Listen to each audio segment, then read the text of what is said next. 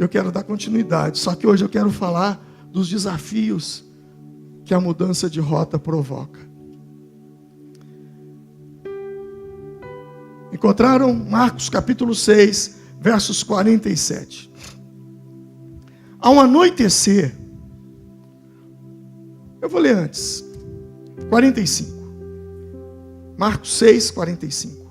Logo em seguida, Jesus insistiu com os discípulos para que entrassem no barco e fossem adiante dele para Betsaida. Enquanto ele despedia a multidão, tendo-a despedido, subiu ao monte para orar. Ao anoitecer, o barco estava no meio do mar e Jesus se achava sozinho em terra. Ele viu os discípulos remando com dificuldade, porque o vento soprava contra eles. À alta madrugada, Jesus dirigiu-se a eles, andando por sobre o mar. Já estavam a ponto de passar por eles. Quando o viram andando sobre o mar, pensaram que fosse um fantasma. Então gritaram, pois todos o tinham visto e ficaram aterrorizados. Mas Jesus imediatamente lhes disse: coragem, sou eu, não tenham medo. Então subiu no barco para junto deles. E o vento se acalmou e eles ficaram atônitos, pois não tinham entendido o milagre dos pães. O coração deles estava endurecido. Esse é o perigo, hein? Vou dar uma pausa. Esse é o perigo da mudança de rota. Coração ficar endurecido. Depois de atravessarem o mar, chegaram em Genezaré e ali amarraram o barco. Logo que desembarcaram, o povo reconheceu Jesus. E eles percorriam toda aquela região e levavam os doentes em macas para onde ouviam que ele estava. E onde quer que ele fosse, povoados, cidades, campos, levavam os doentes para as praças. Suplicavam-lhe que pudessem pelo menos tocar na borda do seu manto. E todos os que nele tocavam eram curados. Pai, obrigado pela leitura da palavra. Eu oro para que teu Espírito Santo me dê graça e todos aqueles que aqui entraram nessa noite possam ser tocados pela tua palavra, em nome de Jesus. Amém. Todos digam graças a Deus. Mudança de rota. É provável que provavelmente, você esteja vivendo uma mudança de rota na sua vida. Você já passou por uma mudança de rota. Você estava indo numa direção, aconteceu algo, você mudou a direção. Você estava empreendendo, começando alguma coisa, aconteceu, você mudou. Você estava num relacionamento, você estava caminhando, coisas aconteceram no seu relacionamento e houve mudanças, mudança de comportamento, mudança de atitude, mudança, enfim. Mudanças de rotas vêm e nós precisamos estar prontos para quando elas vierem. E nós estamos a menos de um mês de uma virada de ano. E uma virada de ano também é uma mudança de rota. O texto nos diz que os discípulos saíram, Jesus os colocou no barco e os enviou para Betsaida. Mas aconteceu uma tempestade e essa tempestade mudou a rota. E ao invés de irem para Betsaida, eles foram para Genezaré. Uma tempestade mudou a rota. Deus permite tempestades para mudar a rota. A tempestade mudou a rota e Jesus não fez nada. Jesus foi quem direcionou para que eles fossem para Betsaida. Mas algo aconteceu, o vento foi contrário e os empurrou, os levou para Genezaré. Jesus não fez nada, apenas aceitou a mudança. Aquela tempestade impediu eles de desembarcarem em Betsaida. E depois, quando você lê a Bíblia, você vai entender por que Jesus permitiu que, ao invés de irem para Betsaida, eles fossem para Genezaré. Em Mateus capítulo de número 11, verso 21, você vai entender por que Jesus não permitiu que eles fossem para Betsaida. Ai de ti, Corazim! Ai de ti, Betsaida! Porque se em Tiro e em Sidom tivessem operado os milagres que em vós se fizeram, há muito que eles teriam se arrependido com pano de saco e cinza. Preste atenção, o barco saiu para Betsaida, mas chegou em Genezaré. E agora Mateus 11, 21 nos diz que Deus dá uma sentença sobre aquela cidade. Jesus dá uma sentença sobre Betsaida. Ele diz: ai de ti, Corazim, ai de ti, Betsaida, porque se lá em Tiro e em Sidom tivessem acontecido os milagres que aconteceram em vocês, eles teriam se convertido. Agora você entende o porquê. Porque aquele povo era um povo de um coração duro. Era um povo que queria milagre, mas não queria Jesus. Às vezes Deus está tirando você de lugares. Tempestades estão vindo para que você mude a rota, mas você continua insistindo. A rota mudou, mas a sua mente não mudou, sua cabeça não mudou. Você ainda quer ir para Betsaida, você quer ir ainda para aquele lugar que você gostaria de ir. Esse texto é fantástico. Às vezes Deus está lhe tirando de lugares. O povo de Betsaida, eles queriam os milagres de Jesus, mas eles não queriam Jesus. Tanto é que quando Jesus chega em Genezaré, antes de operar um milagre sequer, a Bíblia diz que eles o conheceram. Se não me falha a memória, o verso 54 vai dizer que eles o conheceram. Enquanto em Betsaida, Jesus operou muitos milagres e eles, não diz que eles o conheceram. Por que esse texto nos mostra isso? Por quê?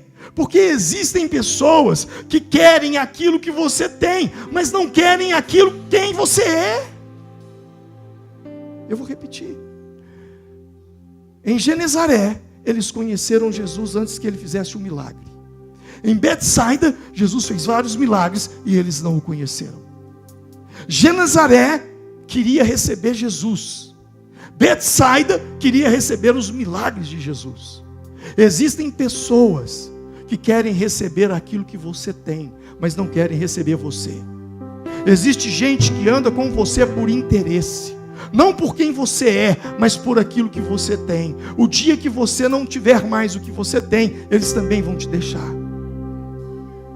Por isso Jesus não permitiu, ou melhor, permitiu que a tempestade os tirasse de Betsaida e os levassem para Genezaré. E assim como Jesus não foi a Betsaida, fuja desses lugares. Não force ninguém a te dar valor.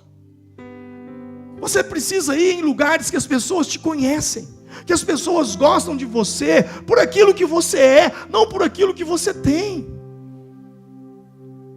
Esse texto é fantástico. Quando as rotas mudam, o que não falta é gente para dar opinião na vida da gente. Ah, isso aconteceu com você por causa disso e daquilo outro. Ah, você está passando por isso por causa daquilo e daquilo outro. Olha, você está passando por essa tempestade por causa dessa situação. O que não falta é gente para dar pitaco na vida da gente.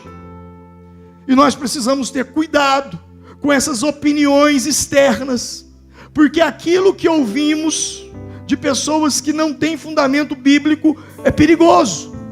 E até de quem tem, porque tem muita gente que está na igreja, mas fala coisas absurdas.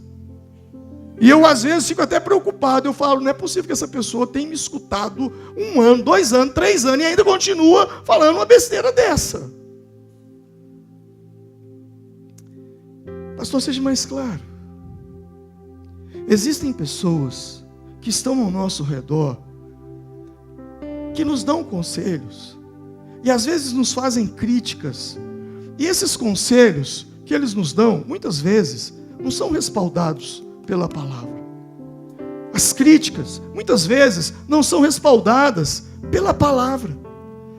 E quem não dá conselho pautado na palavra, e quem faz crítica, mas não pautado na palavra, essas críticas e esses conselhos, muitas vezes vêm carregado de feridas. Gente ferida, está te dando um conselho baseado na ferida dele. Se ele é uma pessoa que tem um trauma de rejeição, ele vai te aconselhar baseado na rejeição dele. Se ele é o tipo de gente que tem uma baixa estima, vai dizer para você: ah não, larga isso por um lado, não vai dar certo, não vai funcionar. Sabe, você precisa tomar cuidado, porque se é uma pessoa covarde, ela vai pedir para você se acovardar. Se é uma pessoa arrogante, ela vai te pedir para você agir com soberba. Se é uma pessoa que está desanimada, prostrada, ela vai dizer: faça como eu chutei tudo para o alto também, não quero saber de nada. Nós precisamos tomar cuidado com o tipo de gente que nos aconselha. Precisamos tomar cuidado com o tipo de crítica que nós ouvimos. Imagine você se aconselhando com Judas. Imagina o tipo de conselho que Judas dava para as pessoas. Imagine você que conhece uma pessoa, um dia, do nada, você conhece uma pessoa que se chama filho pródigo. E aí você não sabe da história dele, ele começa a conversar com você. Imagina o conselho que o filho pródigo vai te dar. Sai da casa de seus pais, fica perdendo tempo com pai e mãe, larga de bobagem, faz igual eu. Sabe, mete o pé no balde, sai de casa, pega a herança, pega aquilo que te pertence e vai gastar. A minha pergunta é: quem tem te aconselhado? Quem você tem ouvido? Quem é a pessoa que tem falado com você? Porque ninguém pode dar aquilo que não possui. As pessoas só podem dar aquilo que elas têm. E se o que ela tem é rejeição, se o que ela tem é baixa estima, se o que tem é uma raiz de amargura, ela vai te aconselhar baseado nisso. Cuidado. Mas Jesus não desistiu de Betsaida. Em Marcos capítulo 8, ele foi a Betsaida. E sabe o que aconteceu lá em Marcos capítulo 8? Jesus foi ali e apareceu para ele, levaram até a ele um cego. E sabe como é que Jesus curou esse cego? Versículo 23 diz: Jesus, tomando o cego pela mão, o levou para fora da aldeia. E aplicando saliva nos olhos, impondo-lhes as mãos, perguntou: o que vês? E o homem respondeu: vejo homens como árvores que andam. E Jesus ora novamente, e ele diz: agora eu vejo perfeitamente. Mas preste atenção, Jesus curou muitos cegos de muitas maneiras. Para uns ele orou, outros ele cuspiu no chão, como eu preguei domingo passado, e passou nos olhos deles. Dele foi o cego de João 9. Mas olha o processo dessa cura. Repara comigo o texto. Jesus, vírgula, tomando o cego pela mão, levou para fora de onde? Para fora de onde? E qual aldeia era essa? Betsaida. Para aquele homem ser curado, Jesus teve que tirá-lo de Betsaida. Noutras palavras, existem curas que para acontecer na sua vida você vai ter que mudar de ambiente. Existem milagres para acontecer com você que você vai ter que sair de determinados lugares.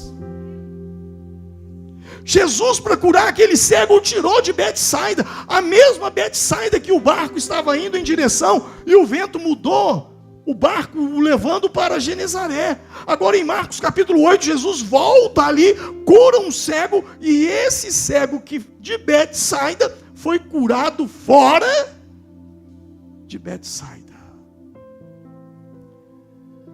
Talvez o que está te faltando é sair de determinados ambientes tóxicos que você tem frequentado. Salmo 1 diz que nós não devemos andar na roda dos escarnecedores, nem se assentar na roda dos pecadores, E quando a Bíblia diz pecador, não é pecador de pecado, porque todos nós somos pecadores, mas gente que tem prazer em errar e pega o erro que fez e ainda publica nas redes sociais o erro que fez, como se tivesse feito um grande feito. Jesus tirou o cego de Betsaida. Interessante esse texto, né? Na verdade, eu e você precisamos entender uma coisa. É preciso sair de determinados ambientes, mas não é só de determinados ambientes. Em Marcos capítulo 5, Jesus também operou um milagre. Ele ressuscitou uma menina. E sabe como é que foi essa ressurreição? Ele chegou na casa, a multidão estava na casa, a pessoa estava morta, e quando Jesus entrou na casa, olha o que ele fez. Mas todos começaram a rir de Jesus. Ele, porém, ordenou que eles saíssem. Tomou consigo o pai e a mãe da criança e os discípulos que estavam com ele e entrou onde se encontrava a criança. Jesus, antes de operar um milagre na vida daquela criança, ele teve que colocar um bocado de gente para fora. Tem milagres que vai acontecer na sua vida quando você tirar algumas pessoas da sua sala. Tem milagres que vão acontecer com você quando você tirar algumas pessoas que se assentam com você, que você caminha com elas. Há determinados tipos de amizade que impede Deus de operar na sua vida. E o texto diz: que tipo de amizade é esse?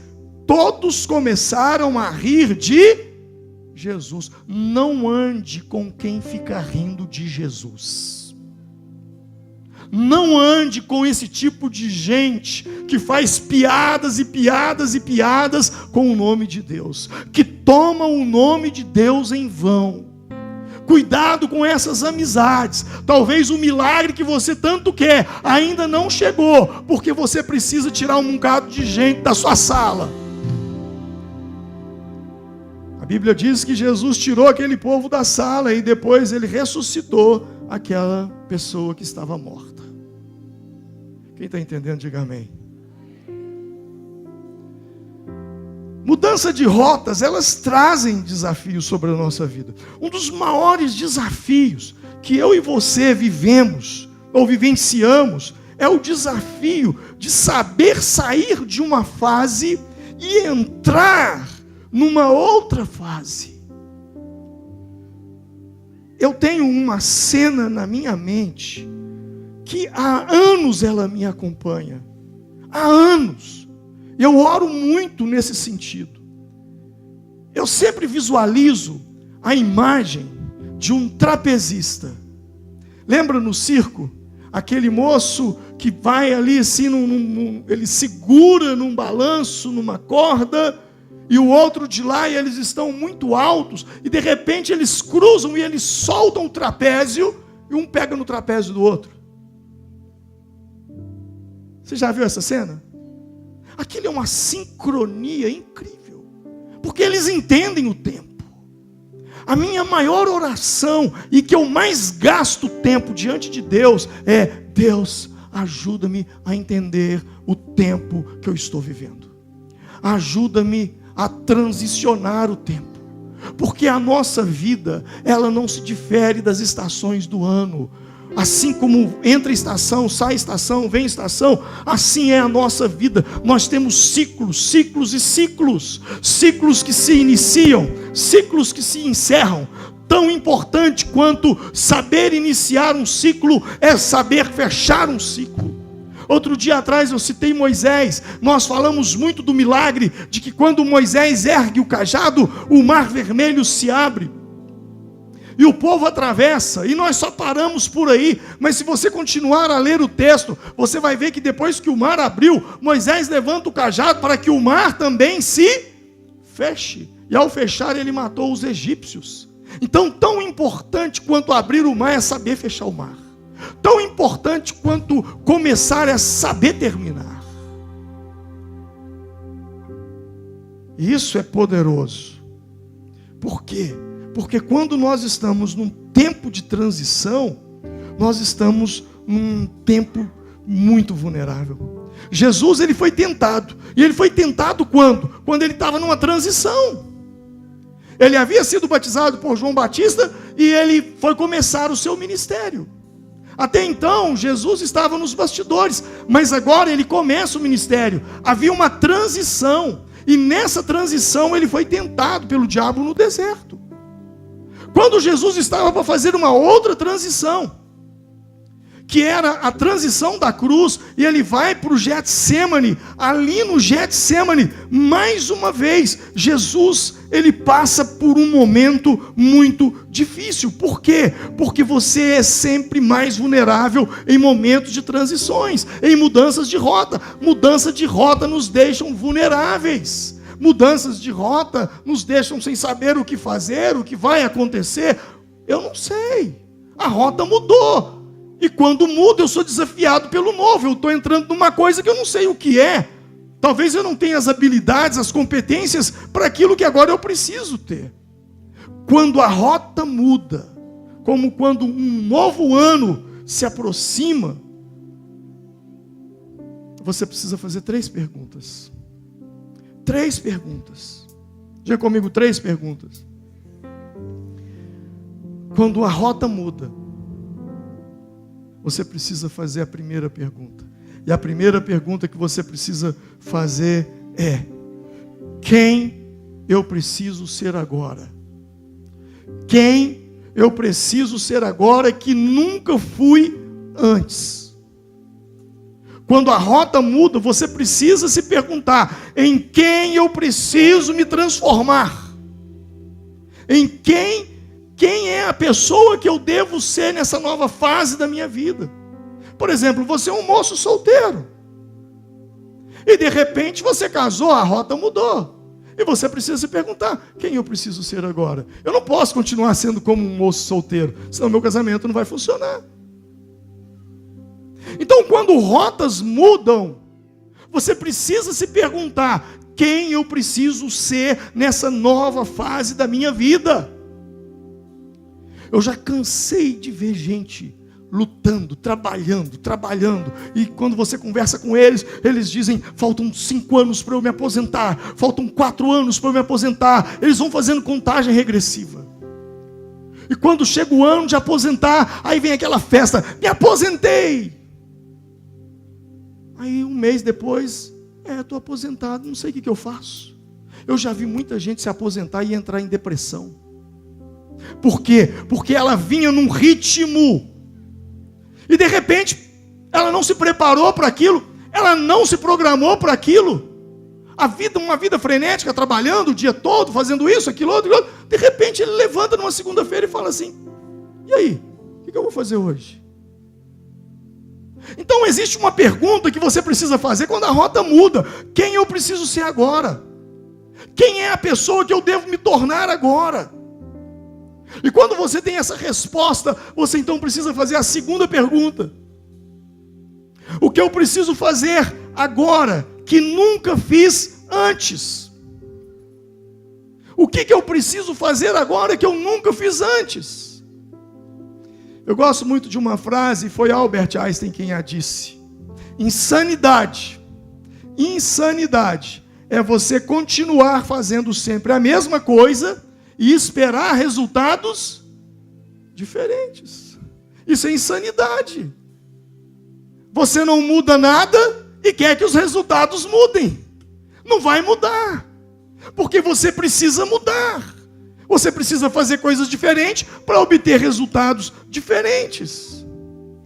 E aí então você tem a terceira pergunta: quem será Deus para mim nessa nova rota, nesse novo ciclo, nesse novo tempo?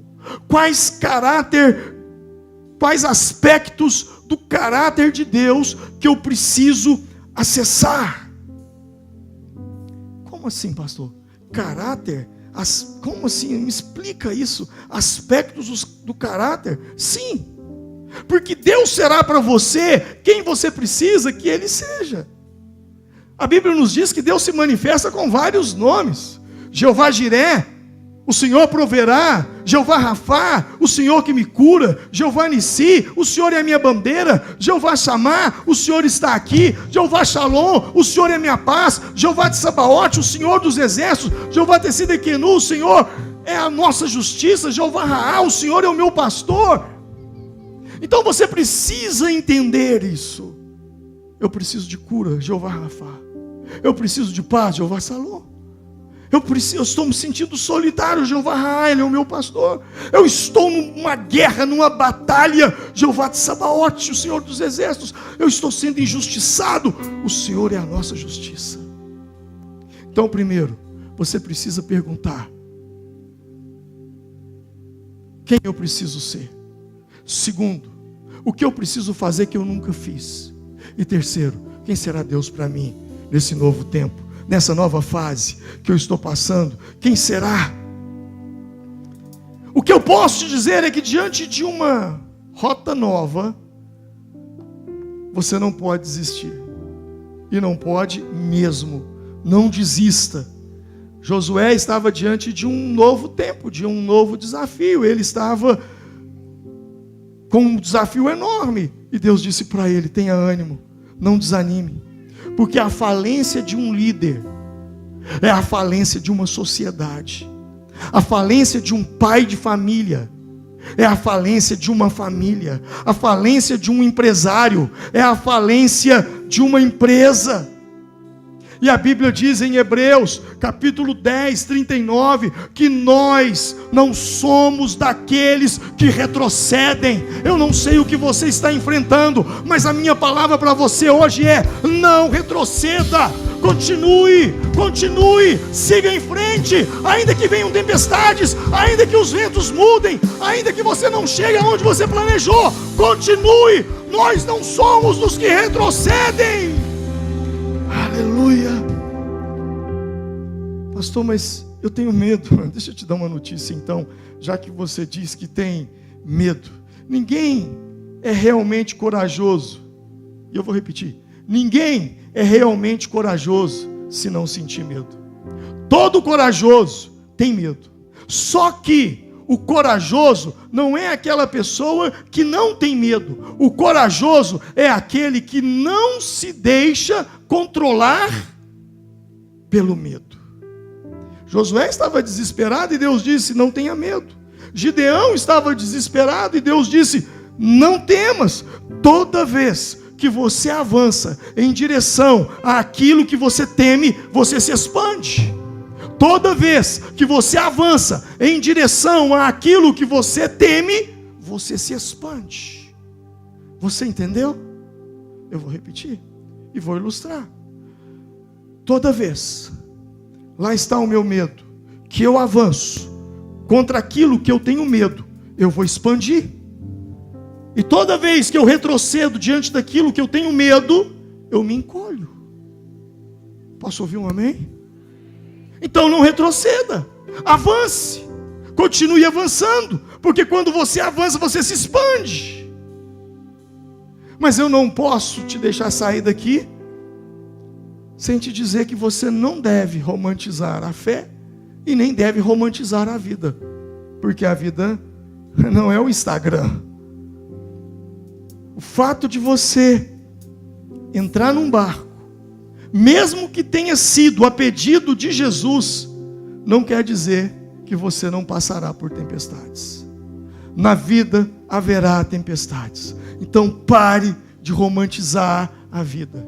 Pare de acreditar que a vida é feita só de bons momentos, de momentos de riso, de alegria. Não, existem lutas. Às vezes Deus permite tempestades em nossa vida para deixarmos de viver uma vida de ilusão e cairmos na real. A vida tem batalhas. Haverá dias que você pensará em desistir. Haverá dias que o seu relógio vai despertar e você vai dizer: eu não queria que o dia começasse, eu queria continuar dormindo. E haverá dias que você vai olhar para a sua vida e vai dizer assim: olha, estou doido para esse dia acabar, porque eu não aguento mais. Eu não suporto mais essa pressão. A vida é assim. Moisés em Números 11, verso 15, ele sofreu tanta pressão um dia, que ele disse para Deus: se assim me tratas, mata-me de uma vez, eu te peço, e se tenho achado favor aos teus olhos, não me deixes ver a minha miséria. Moisés, o homem que abriu o mar vermelho, diz: Deus, me mata, eu não aguento, Deus, eu não suporto. E o que dizer de Elias, o profeta que orava e fogo caía do céu? A Bíblia diz que ele foi para o deserto, caminhou um dia, se assentou debaixo de um zimbro e pediu para si o quê? Pediu o quê? Eu não estou ouvindo. Pediu o quê? A morte. Não estamos falando de qualquer pessoa. Nós estamos falando de um dos maiores profetas, que nem a morte experimentou, foi arrebatado. Esse homem, ele pediu a morte. Elias pediu a morte. Ele diz: eu não sou melhor que os meus pais, mata-me, mata-me. E o que dizer de Jó? Jó, a Bíblia diz que no capítulo ele diz: pereça o dia em que eu nasci, a noite em que disse foi concebido um homem. Jó está dizendo, sabe, que o dia que eu nasci seja amaldiçoado. E o profeta Jeremias: maldito o dia em que eu nasci, não seja bendito o dia em que alguém disse que minha mãe deu à luz. Eu estou falando de Moisés, eu estou falando de Elias, eu estou falando de Jó, eu estou falando de Jeremias. E por que não dizer de Jesus? Pai, se possível, afasta de mim este cálice. Irmão, nem todo dia é igual. Vai ter dia que você vai ter vontade de morrer mesmo. Tem dia que você vai chegar e falar: Deus, eu não aguento, tira minha vida. Sabe, todos esses homens, eles passaram por isso. Todos esses homens tiveram motivos e circunstâncias diferentes, e eles desejaram morrer um dia. E daí? E daí? Vai ter dia que você está fraco, vai ter dia que você está prostrado, vai ter dia que você está desanimado, vai ter dia que você vai estar derrubado. Seja bem-vindo à vida.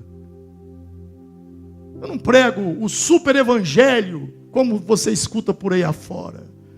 Crente não passa por luta, crente não sofre depressão, crente não adoece. Um dia uma pessoa falou isso comigo: crente não adoece. Eu falei: então o que você está fazendo com esse óculos na cara?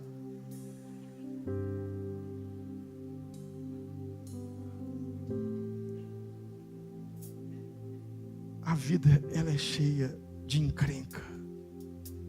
Mas o que esses homens tiveram, tanto Moisés, Elias, Jó, Jeremias, todos esses passaram por luta, mas eles tiveram grandes vitórias, porque mesmo em meio às lutas, muitas vezes arrastado, eles disseram: eu vou continuar, eu vou prosseguir, eu não vou desistir de viver. Eu não vou desistir de viver. O desânimo, a dor, o desespero, as tempestades não os destruíram e também não vão destruir você. Então somente seja forte, seja corajoso. Lembre do que a Bíblia diz em Isaías 40:20: e faz forte ao cansado e multiplica as forças ao que não tem nenhum vigor. Os jovens se cansam e se fadigam, os moços de exaustos caem, mas os que esperam no Senhor renovam as suas forças, sobem com asas como águias, correm e não se cansam, caminham e não se fatigam. Aleluia! O Senhor nos segura, o Senhor nos sustenta. Só tem uma coisa que Deus não faz por você: te dá ânimo, porque o ânimo já está dentro de você. O ânimo é quando você diz assim: hoje eu vou me levantar, vou escovar meus dentes, vou lavar meu rosto, vou pentear meu cabelo, vou vestir minha melhor roupa e vou à luta, e vou à guerra. Mesmo que empurrado, vou. Mesmo que arrastado, vou. E quando você vai, Deus começa a trabalhar. Quem está entendendo? Não é sobre o que você sente, é sobre a sua atitude. Você acha que toda vez que eu subo aqui para pregar, eu estou bonzão e tal? Não. Quantos domingos eu subi para esse lugar aqui, arrastado, dizendo: Deus, se tem uma pessoa nessa noite que precisa de uma palavra, sou eu. E te garanto, a maioria das minhas pregações que vocês ouviram e disseram: foi uma bênção na minha vida, eu não estava pregando para você, eu estava pregando, sabe para quem? Para mim. Para mim. A vida é assim. Jesus, ele deixou muito claro isso para nós. Jesus, ele perdoou o ladrão da cruz, mas o ladrão permaneceu na cruz. E nós precisamos entender isso. O que eu e você precisa ter em mente é que nós não podemos agir por sentimentos. Nós não podemos ter determinadas expectativas. O problema é que nós colocamos expectativas demais nas coisas. Nós colocamos expectativas demais nas pessoas. E quando as coisas não saem como nós romantizamos, vem a decepção, vem a frustração, e nós abandonamos a fé. Eu e você precisa ter essa clareza. Às vezes uma mudança de rota, 5 minutos, se transformam em 5 dias. Parece uma eternidade quando a gente está passando por uma mudança. E geralmente mudança de rota, ela parece uma eternidade. Parece que nunca vai acabar. Parece que Deus está demorando. Eu já tive essa sensação. Deus, parece que o Senhor está demorando. O que está acontecendo? Jesus, nessa tempestade, só socorreu os discípulos, no mínimo 9 horas depois. Digamos que a multiplicação de pão tenha acabado 6 horas da tarde, ele aparece por volta de 4, 5 horas da manhã, no mínimo 9 horas para chegar até ali. E eu já tive essa sensação de que Deus estava demorando, mas na verdade não é Deus que está demorando, não, Ele só está esperando você ter condições de receber aquilo que Ele sempre quis te dar. Todo tempo de processo não é para Deus preparar a promessa, é para Deus preparar você para receber a promessa. Processo sem Deus é frustração. Processo, dificuldade, luta, batalha com Deus é propósito. Você percebe que quando a dinâmica muda, eu não fico mais perguntando: Deus, por que está demorando? Não, eu começo a perguntar a Deus: o que eu ainda não entendi para chegar lá? Deus, o que eu preciso mudar? As perguntas não é: Deus, por que o Senhor está demorando? Não, a pergunta é: Deus, o que ainda falta para eu estar no lugar que o Senhor já tem preparado para mim? O que o Senhor quer da minha vida? O que eu preciso mudar? Que comportamentos eu preciso mudar no meu casamento, como marido, como pai, como filho, como esposa, como profissional, como amigo? O que eu preciso mudar? Irmãos, eu não sei o que acontece quando você ora. Eu não sei. Aliás, como é que são suas orações? Não existe um padrão. A Bíblia diz em Romanos 8 que nós não sabemos orar como convém. O Espírito que intercede por nós com gemidos inexprimíveis. Mas se tem uma oração que ela é muito repetitiva na minha vida, é: Senhor, o que eu preciso mudar? Senhor, o que eu falei que eu não devia ter falado? Senhor, quais escolhas que eu fiz que eu não devia ter feito? Senhor, o que eu estou vivendo que não está te agradando? O que eu preciso mudar na minha vida? Sabe, esse é o tipo de oração que a gente não pode deixar de fazer.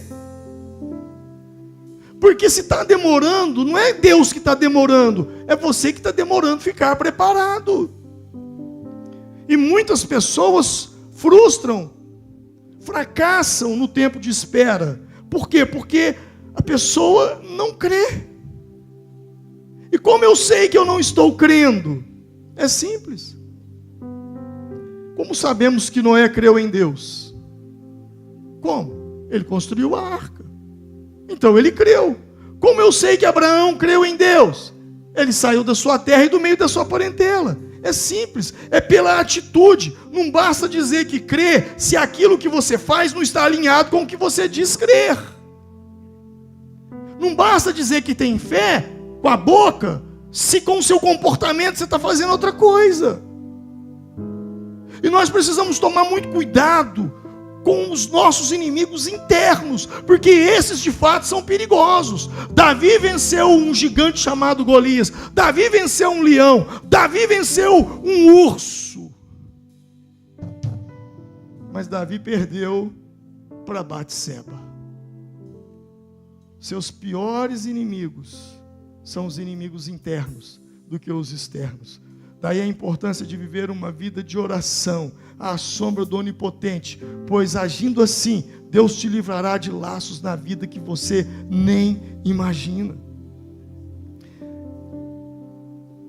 Talvez você criou uma expectativa de que por ter Jesus colocado você no barco, agora tudo vai bem. Não, foi Jesus quem colocou aquele povo, aqueles homens no barco que teve uma tempestade. Para mostrar para mim e para você que mesmo quando Ele nos direciona, vai haver tempestades. Jesus, Ele nunca prometeu que nós não teríamos problemas se nós entregássemos nossas vidas a Ele. Pelo contrário, Ele disse: essas coisas vos tenho dito para que tenhais paz em mim. No mundo tereis aflições. Foi Ele que prometeu que no mundo teremos aflições, mas Ele também prometeu: eis que eu estou convosco todos os dias, até a consumação dos séculos. Nada é mais frustrante do que criarmos expectativas erradas com os outros e consigo mesmo. Eu acho que a decepção consigo mesmo é a pior de todas elas. E Romanos nos adverte sobre isso. Romanos capítulo 12, verso 3 diz: pois pela graça que me foi dada, digo a todos vocês, ninguém tenha de si mesmo um conceito mais elevado do que deve ter. Repete comigo isso aqui. Ninguém tenha de si mesmo um conceito mais elevado do que deve ter. Na linguagem dos adolescentes, fulano se acha. No meu tempo de adolescente, bonitão da balachita. Pegaram a frase bonitão da balachita e agora se acha. O texto está dizendo que você não deve ter um conceito de si mais elevado do que você deve ter. Cuidado, às vezes você está se achando demais. E se você cria uma expectativa da pessoa, e a pessoa não é bem aquilo que você esperava que fosse, eu pergunto, você passou por uma frustração, e a culpa é sua ou da pessoa? Quem que criou a expectativa? Não foi você? Então pare de colocar sobre as pessoas expectativas de que algo vai melhorar na sua vida, porque a responsabilidade da sua felicidade não é de algo externo, é de algo interno. Não, você não é o seu marido que vai te fazer feliz. Você não entra num casamento para fazer marido feliz. Você não entra no casamento, o meu marido vai me fazer feliz, minha esposa me fará feliz. Não, não é sobre isso. Você entra no casamento para fazer o outro. Não é sobre você, é sobre o outro. Por isso o casamento é renúncia.